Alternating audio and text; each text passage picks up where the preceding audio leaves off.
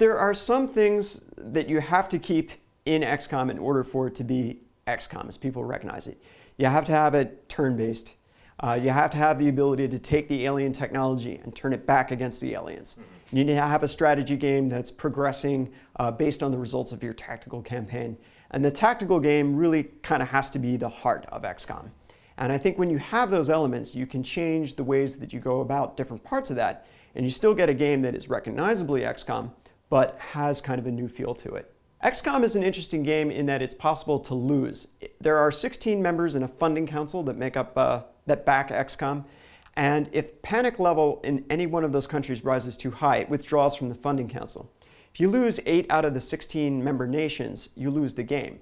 And it's possible to have serious consequences like a game you can lose in XCOM because it's a turn-based game. You give players the time to make the decisions that are important, to think through the consequences of their action. They're much more comfortable with having serious outcomes like permanent death and the possibility of losing the game.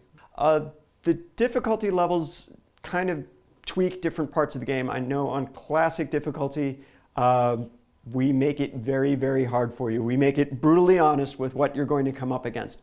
On some of the easier difficulty levels, we want you to we want you to succeed, and you probably will be able to succeed on easy.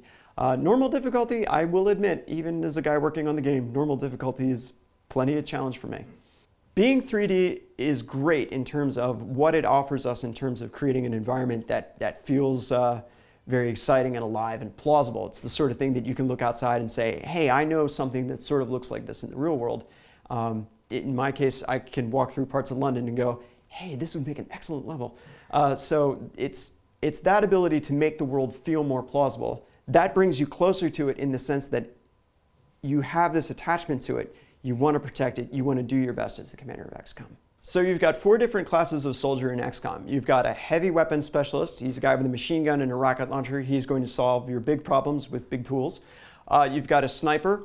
Again, classic soldier role. He's a guy who can either sit up on a mountaintop like Zeus and hurl thunderbolts at people, or somebody who can bushwhack through the weeds, get in a position for that perfect shot and take it.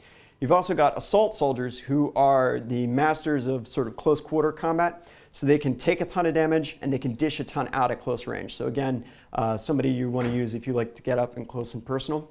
And the last class is the support soldier. This is a guy who can fill a whole bunch of roles on the battlefield, from medic to jack of all trades. But first and foremost, those soldiers are there to kill aliens, and that's their primary job, and that's what they do really well. You're going to see some pretty awesome armor, especially later on in the game. You've got the Archangel suit, which lets you fly. That's really useful, especially for aliens that are running around on the ground and looking to do you a lot of harm. There's the Ghost armor. You engage that, it puts a cloak around your soldiers. Aliens can't see them. That gives you a much better position to attack from cover. We also have different kinds of armor that improve, for example, psionic abilities and things like that. So very, very cool stuff, especially later on in the game. In research, there aren't a lot of blind alleys that you can go down. There's a lot of things that you can learn about the aliens by going through this. In the beginning of the game, we direct you in a couple of different ways, and then that web of possibilities for what you can research just starts to explode after a while, after you're bringing stuff back from missions. Pretty much anything you bring back will have some utility later on in the game. So we want players to know not only what they're working for in the short term, but how that's going to affect their decisions later on in the game.